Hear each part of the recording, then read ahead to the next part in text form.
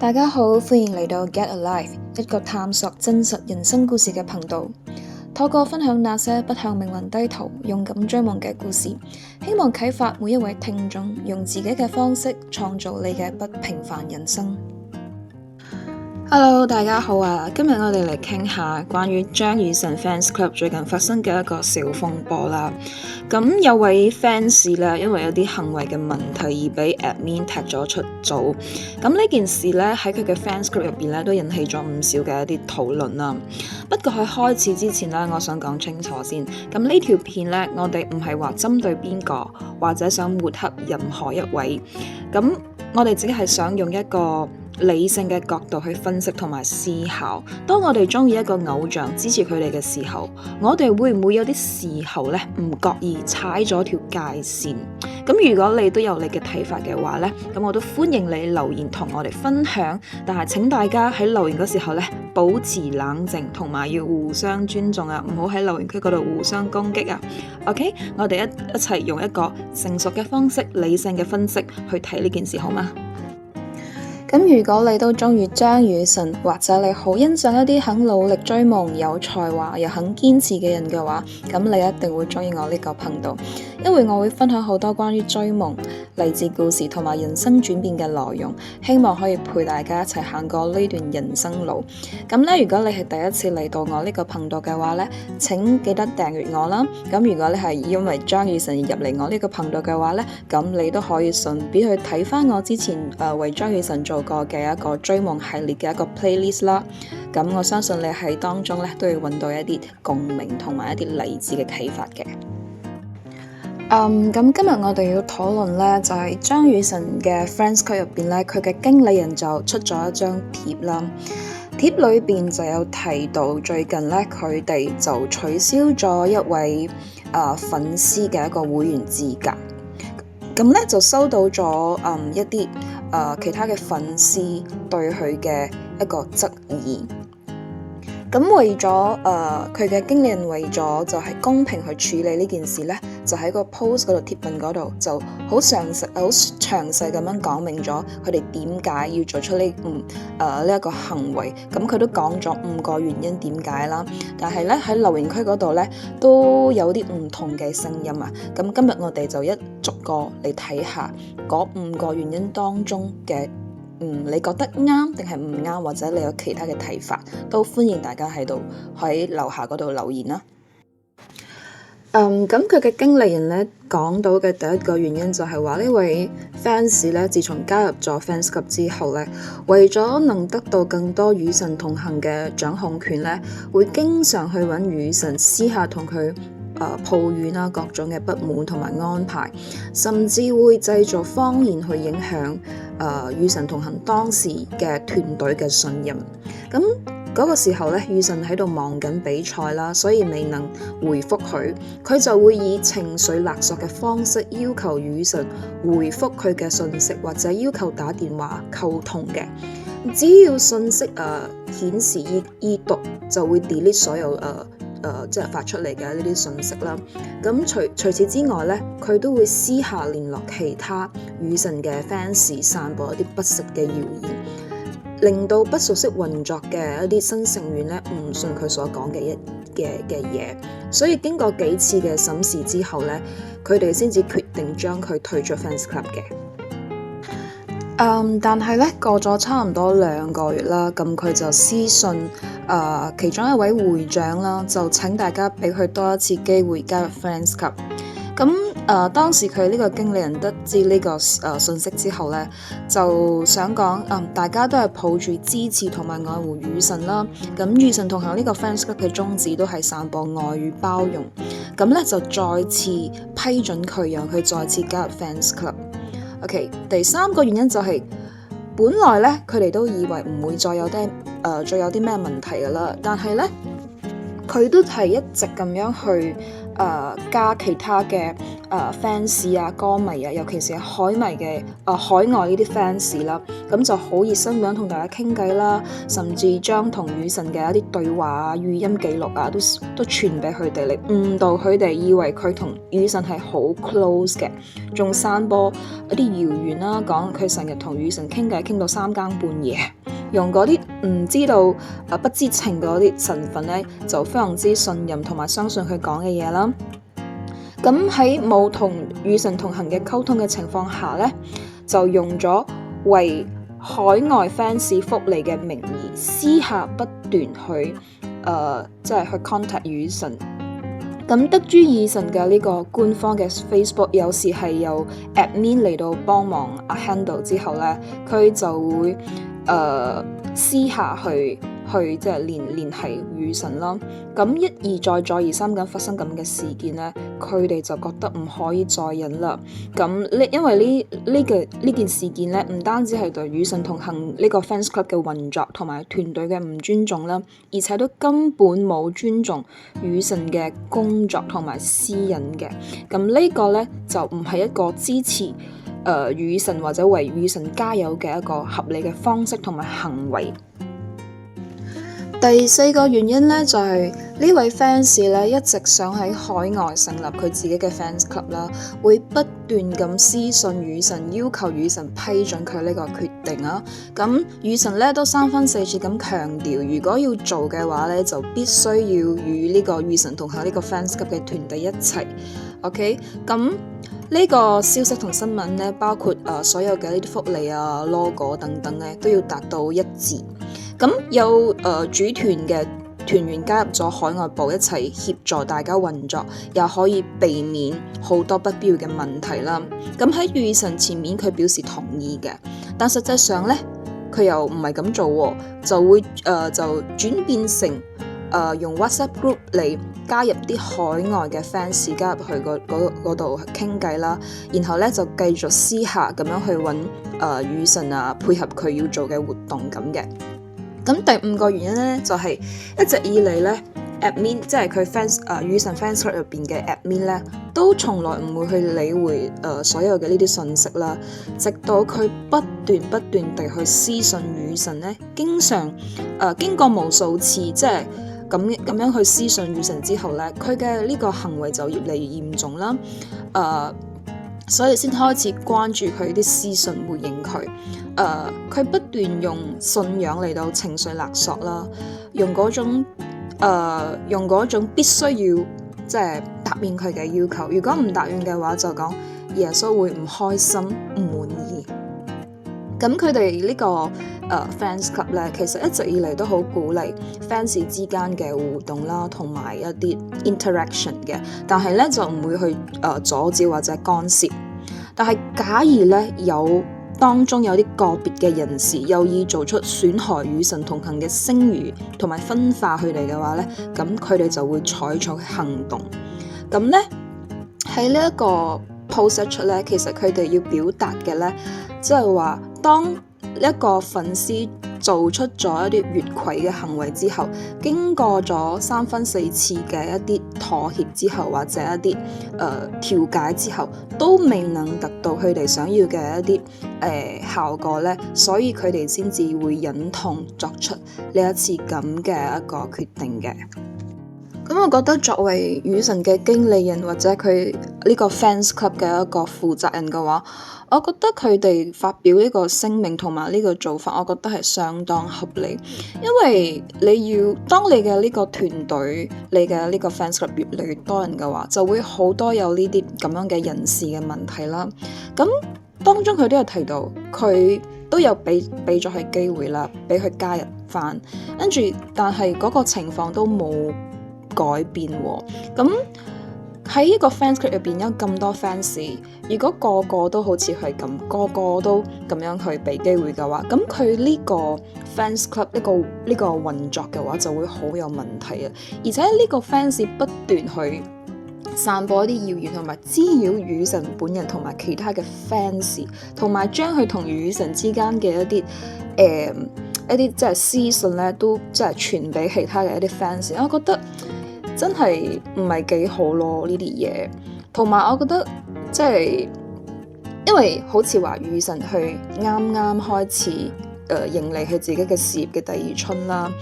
之前可能即係比賽，佢仲覺得佢自己係一個參賽者啊之類，即係好開心得到啲 fans 嘅支持。但係冇諗到之後會演變成咁樣嘅一個情況。所以我覺得佢呢個 admin 嘅做法呢，都係為咗成個運作，為咗雨神好，為咗成個 fans club 好嘅。咁咧，大部分嘅 fans 咧都好支持佢經理人同埋呢個 fans club 嘅 admin 嘅做法啦，都表示理解同埋支持嘅。不過咧，當中咧，因為呢一位 fans 俾人哋 block 咗啊嘛，咁佢冇喺呢個 fans club 入邊，咁佢就透過另外一位 fans 就發表咗一則聲明啦。So 即係佢有佢嘅 version 嘅一啲故事，咁我哋就嚟聽下佢嘅一啲解釋係啲咩啦。咁咧佢就講到咧，喺嗰篇聲明裏邊咧，佢覺得當中有好多嘅誤會啊，所以佢覺得佢應該向大家解釋一下啦。咁佢就話咧，佢同雨神嘅過程同埋 fans club 嘅創始咧，其實一開始佢都好似每一位 fans 咁，都好希望可以支持自己嘅偶像啦，同埋得到佢嘅回應同埋讚賞嘅。咁佢亦都好想佢嘅理想可以實現啦，咁能夠有幸喺當中出一分力，已經覺得好榮幸，同埋佢都覺得唔需要有任何嘅回報，或者佢嘅熱心令到當中有啲人誤會，或者佢做嘢太上心而引發咗某啲人嘅反感，所以佢為此感到抱歉。咁認識雨神係源自一個 YouTube 嘅留言，佢抱住講笑嘅心態留言問佢有冇 fans club， 咁佢希望做佢第一個 fans， 咁佢好開心得到雨神嘅回覆啦。咁雨神竟然話可以留個002俾佢，因為001呢個 fans 就俾咗佢嘅阿媽。咁當時咧佢就好興奮啦。咁喺幾日之後咧，佢就向雨神嘅其中一個 Facebook 嘅 account 咧，就發咗一個私信啦，寫咗一啲感受同埋意見嘅，就估唔到咧就收到雨神嘅回覆，咁就自此開始咗佢同雨神之間嘅一啲通訊嘅交流啦。咁所有嘅通訊啦，佢都一直非常之珍惜啦。咁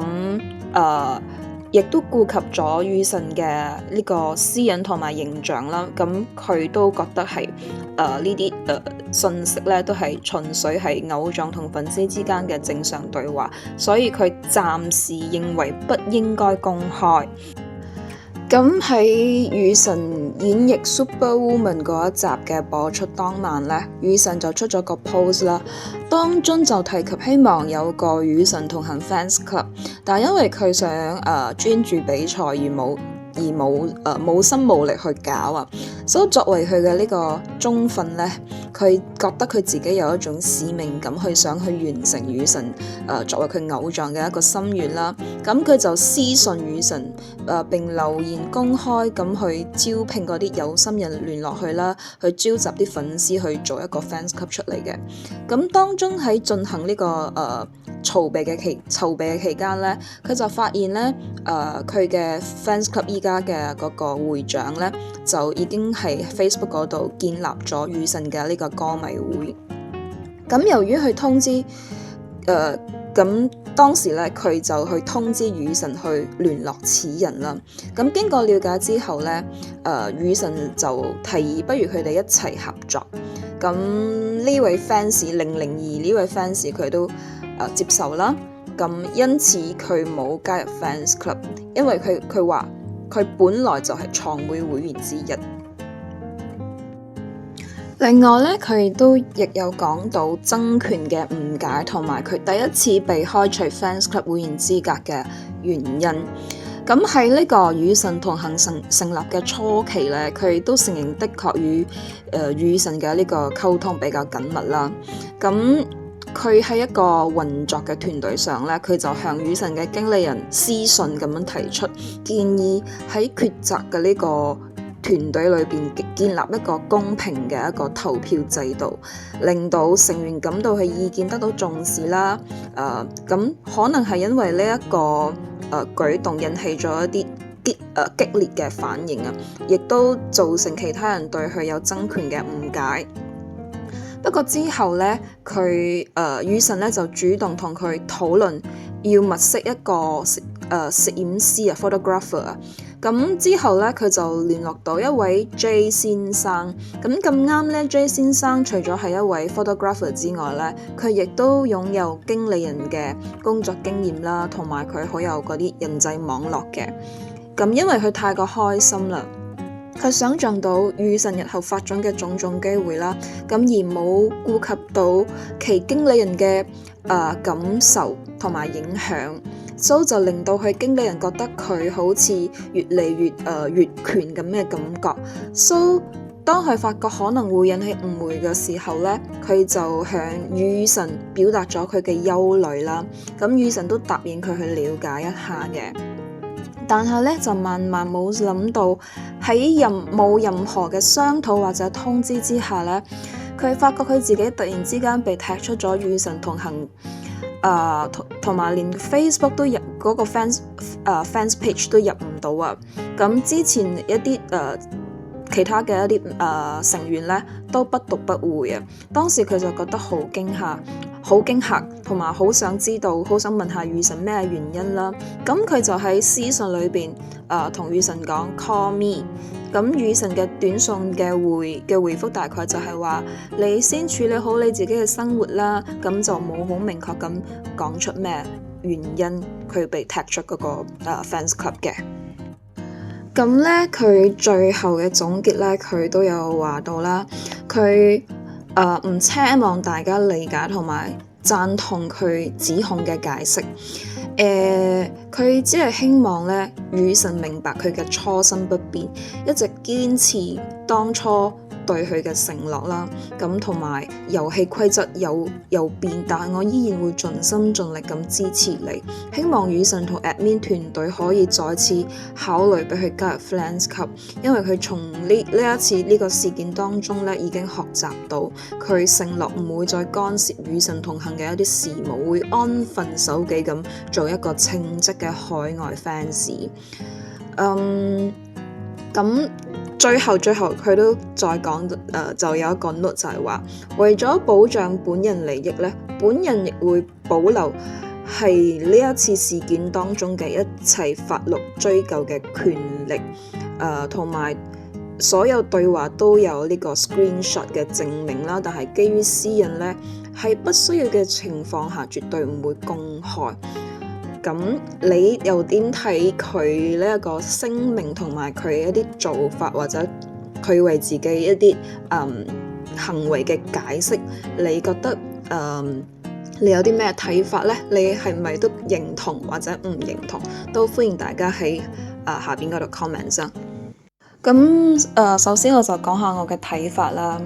咁我相信好多朋友認識雨神都係透過中年好聲音呢個節目。咁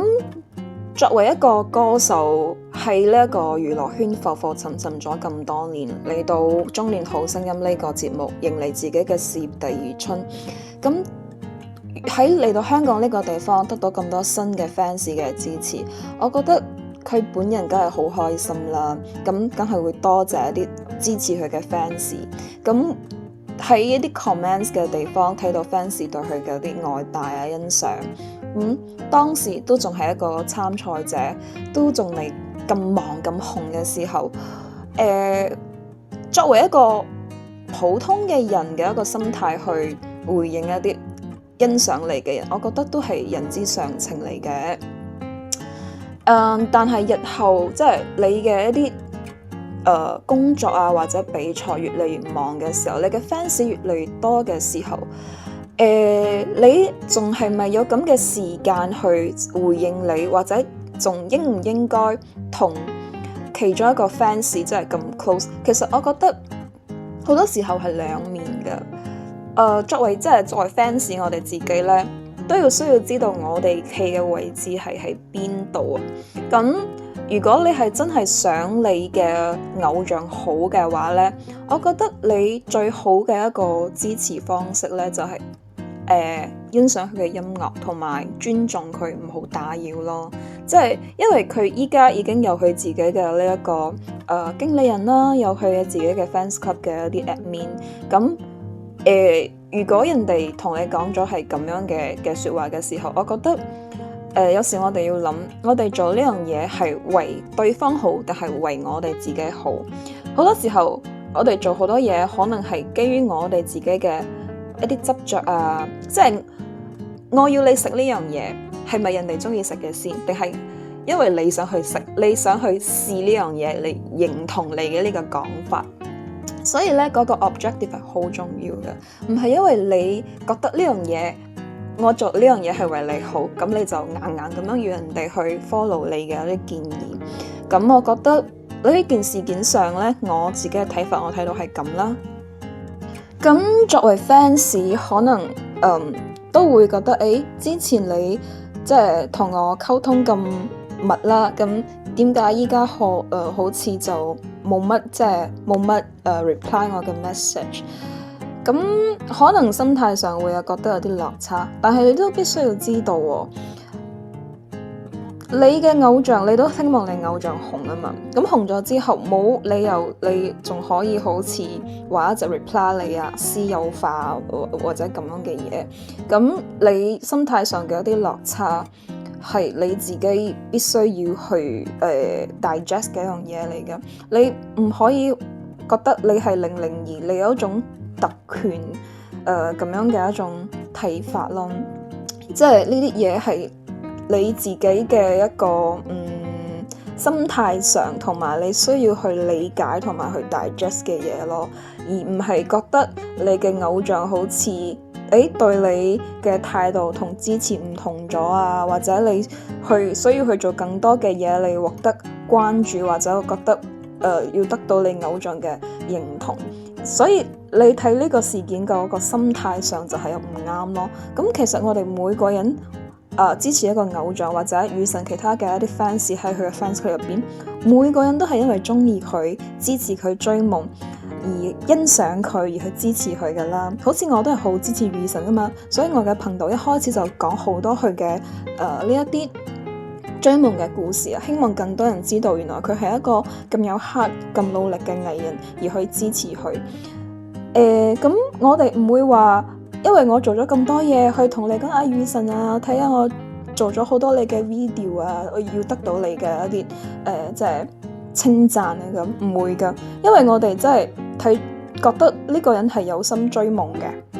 俾佢打動。因為覺得每個人都係有我哋自己嘅夢想噶啦，但係唔係每個人好似佢咁努力咁堅持，所以就覺得好欣賞佢，所以就要做一啲嘢令到更多人知道去支持佢，就係咁，而唔係話要我同你做咗呢樣嘢啊，跟住我要私信你啊，俾你知道啊，send 俾你睇或者啲咁嘅嘢。咁樣你會唔會覺得有啲好似即係打擾到佢呢？係佢唔回應你，又好似對你有啲殘忍；回應你又會一直 keep 住一直去聯絡佢。所以有時候我哋做嘢要諗下人哋嗰方面咯，即係咁。當然你嘅初心係啱，你係支持你嘅偶像，但係你嘅支持已經對佢偶像本身同埋佢成個團隊同埋佢嘅 fans club造成咗一個滋擾啦。咁人哋踢咗你一次出一個 fans club， 第二次又再出咁樣嘅嘢，咁依家都引發咗一啲即係討論啦。咁你又再話希望佢哋再 add 翻你入去嗰個 fans club， 同埋你會你承諾你唔會再即係作出一啲比較越軌嘅一啲行為。咁其實點解要咁堅持要入翻去 fans club 呢？如果你係真心支持嘅話，你在心中默默咁欣賞咪夠咯。因為人哋都冇話需要你做好多嘢去即即係做咩海外嘅一啲 fans club 啊，或者 organize 啲咩嘢啊，因為佢哋自己都有佢嘅團隊喺度做啊嘛。咁我覺得作為一個支持偶像或者支持一位我哋好欣賞嘅歌手嘅人嘅話，我哋只需要做到尊重，我覺得已經好夠啦。咁大家又點睇呢個事件呢？如果你哋都有你哋嘅諗法或者一啲理解或者分析嘅話，都歡迎大家喺下邊 comments 嘅。咁今日嘅分享呢就到呢度啦。如果大家都中意我分享嘅影片同埋想支持我嘅話呢，就記得 subscribe 我嘅 channel 啦。咁我哋下條影片見啦，拜拜。